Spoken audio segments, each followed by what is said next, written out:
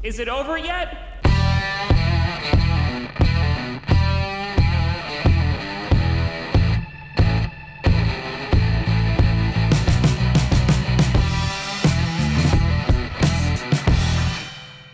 Grossi Posse Packer Nation. Welcome to another episode of Packcast, the podcast where you don't have to be Packers fan, but it sure does up. I'm your host, Tom. Oh, we in limbo, baby. How low can you go? Grossi, and today we are going to be talking about the Green Bay mother-loving Packers. We'll be lost in limbo till our brains turn to scrambled egg. And I know, I've seen some of the comments. Don't worry, I know that it's been a while since I've done some Packers news videos. And quite honestly, the only reason for that is because the Green Bay Packers are in limbo right now. We are currently waiting for our current QB1 to emerge from his darkness retreat to inform the team if he wants to keep on playing for the Packers, keep on playing at all, if he wants to get traded.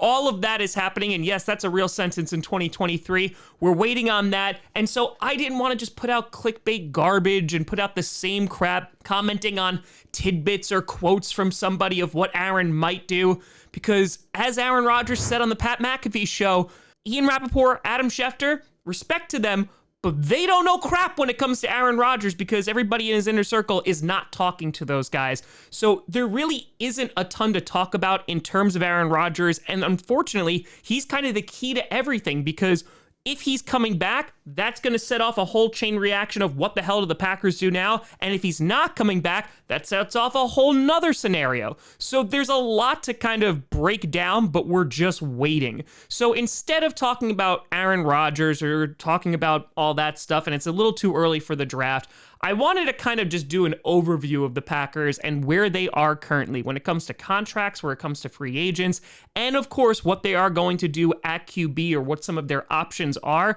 And what this is really going to come down to in the theme of today's episode is what kind of team do the Green Bay Packers want to be in the short term and the long term? And we're going to attempt to answer those questions in today's episode, or at the very least, take a look at what that might look like, whether it's with Jordan Love or whether it is with sticking with Aaron Rodgers for at least one more season. So let's get this out of the way first, and let's talk about, of course, our QB. Well, the Green Bay Packers, they have some decisions to make at QB. Of course, it's coming down to Aaron Rodgers, and the Packers are giving him that time. Mark Murphy at the NFL Honors at the red carpet was saying he's been in touch with Goody, him being Rodgers, and they've been having conversations, but we're just waiting. Hopefully it will happen before free agency. Aaron Rodgers has been very clear that he doesn't want to hold the team hostage. He just wants to hold me hostage and not allow me to go on vacation until he makes a decision. It's fine, Aaron. We're all here for you. But the Green Bay Packers have decisions to make. If Aaron Rodgers wants to come back and play football, well, then the Packers need to decide, okay, is it going to be for us or are we trading you to another team? And Aaron Rodgers might come out and say he doesn't want to play for the Packers anymore, but that's a whole different scenario. So if Aaron Rodgers does decide to come back and play for the Green Bay Packers, that means that they are going to essentially load up to try and make another championship run. And as I have made in previous videos, do the Packers currently have a team where they can make a run at a Super Bowl? Questionable. They were one game away from making the playoffs, but at the same time, looking at the caliber of competition, I don't know how far they would have made it there. And on top of that, even if they made it to the Super Bowl, I don't know if they're going to be a team like the Chiefs. And so the problem with the Packers right now is everything around the QB hasn't really changed. You're going to have some free agents, so just to list off a few, you have Adrian Amos, you have Randall Cobb, Mason Crosby, Alan Lazard, Robert Tonyan, Mercedes Lewis, Jaron Reed, Keyshawn Nixon, and Yosh Nijman. Those are the main guys who are right now going to be free agents. On top of that, the Packers just had their void day. What is this? In which many of these guys are already free agents. Now, of course, the Packers still can bring them back because you have guys like Robert Tonyan last year, who his contract was voided, but then they wound up just bringing him back, and they can negotiate with him right now before the free agency deadline, which is in the middle of March. Who knows? I'm sure it's fine. But those are some big players on here. Adrian Amos, arguably the biggest one because of what we're going to do at safety. If Amos winds up leaving, then we just have Darnell Savage there, who we picked up his fifth-year option, and we're going to need to get some safety help. But the Packers, they have some needs to already address, and this is without these guys being free agents. You do need to look at wide receiver. Al Lazard was their leading receiver last year, and on top of that was second in touchdowns, only behind Christian Watson. But more importantly, you have to look at the tight end room. If they don't bring back a guy like the big dog, Mercedes Lewis, or Robert Tonyan, they literally have Josiah DeGuara, and that is about it. On top of that, you need to look at the pass rush. Rashawn Gary, they're going to probably extend him this offseason because they need to, because he only has 1 year left on his deal. But they need to be able to get after the quarterback, and they were not really able to do that last season. On top of that, you look at the defensive line. Devontae Wyatt and his limited snaps did well, but they need another guy next to Kenny Clark. So the Packers have a list of needs that they need in terms of personnel, but you also look beyond that and look at things not really changing. You're either losing players and or things are staying the same. And last year, that wasn't good enough to make the postseason. Taking a look at their defense, for example, they were 17th in points allowed, so just in the lower half. They were 26th in rushing defense, and they were 6th in passing defense. So the passing defense, they were top 10, which is great, but our run defense, as it usually is, was bad. And then taking a look at the offense, we were in the middle of the road for everything. We were 14th in points scored, we were 15th in rushing offense, and we were 17th in passing offense.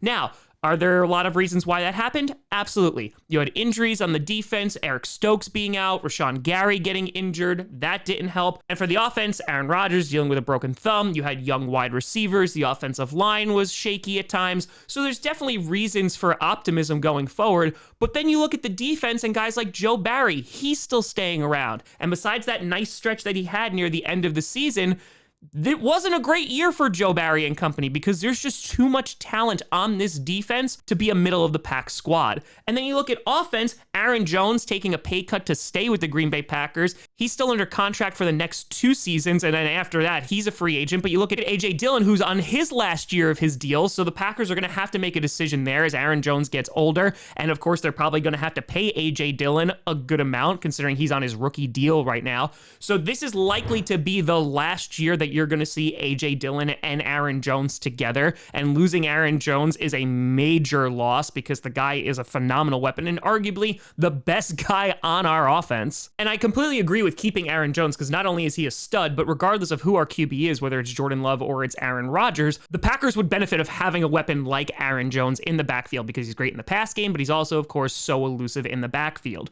But again, going back to quarterback, if the Packers decide to move on from Aaron Rodgers, we basically would get 2 years of Jordan Love because the Packers would pick up his 5th-year option. Now, if they decide to keep things the exact same and bring Aaron Rodgers back, they have to make a decision on Jordan Love's 5th-year option. The deadline for that is May 1st of this year. And if they decide to pick up his 5th-year option, he will be paid $20.272 million in his 5th year, the final year of his contract, and that will be fully guaranteed. So if the Packers do bring back Aaron Rodgers for this season, we will get 1 year of Jordan Love likely, and it's going to cost them $20 million, and that's the first actual playing time that he is going to get for a full season. And if the Packers decide not to pick up Jordan Love's contract, well, then he's a free agent after this year. So the Packers are in this weird limbo when it comes to QB, of course, and we're waiting on Aaron Rodgers, but there are some big decisions to be made because let's just say the team is Jordan Love's. They're going to roll with him. Well, they have some weapons. They have a young offense in terms of wide receiver core. They still need to address all the things that I said, including a massive need at tight end. But, and this is the big but here, but the Packers are basically going to be taking a leap of faith if they stick with Jordan Love simply because we haven't seen anything from him. We've seen flashes, and I like the flashes that we see, but other than that, the Packers are kind of in between a rock and a hard place because they're looking at their Super Bowl window, which has just been closing year after year after year, last year being the worst of it. They've been kicking this can down the road for a long time. They've been extending contracts. There's so many voided years, and now we're feeling the impact of that. The Packers cap space currently is right around $10.5 million.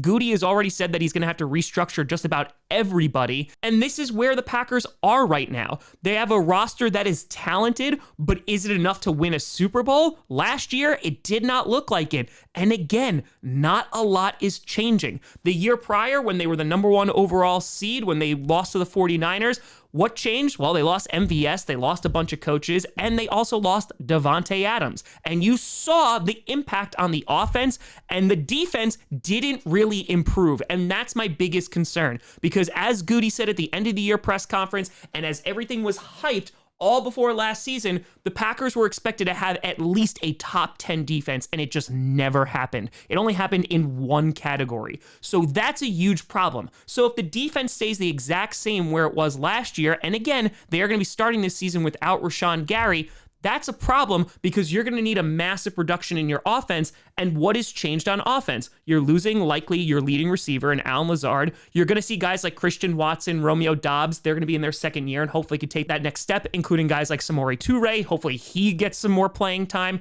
But again, that's a lot of what ifs. So the Packers on offense are in this weird place, and if they decide to roll with Jordan Love, I think they could be successful, and you're going to have like this chemistry that's going to develop between these really, really young players.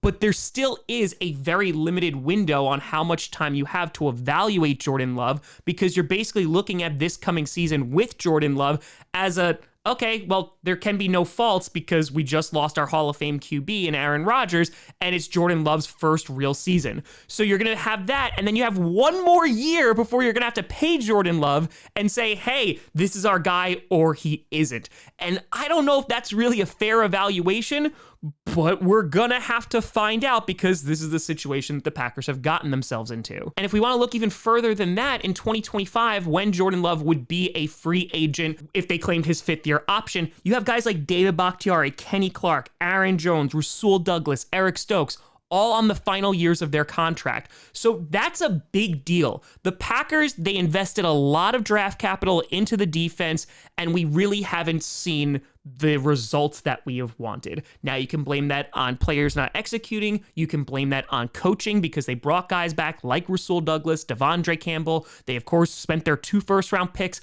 on defense, and we just haven't seen the return. And unfortunately, we are sticking with Joe Barry again. And are there enough results that show me that things could get massively better? Right now, I'm not there. Again, we saw that nice stretch in which the Packers, they were forcing turnovers. They were playing really well when they went on that win streak. But then the last game of the season, where the Lions had nothing to play for except to ruin the Packers' playoff dreams, you saw the same problems with the defense over again. And of course, you saw the issues with the offense. And that brings me to guys like Matt LaFleur. Matt LaFleur, who has been lauded as one of the best coaches in the NFL. Of course, he went to the NFC Championship game back-to-back in his first 2 seasons. They were the #1 seed for 2 seasons as well. And now they haven't made the playoffs. And I like Matt LaFleur a lot. I do think that there are some deficiencies there because you look at his hiring, I don't think that has been so great.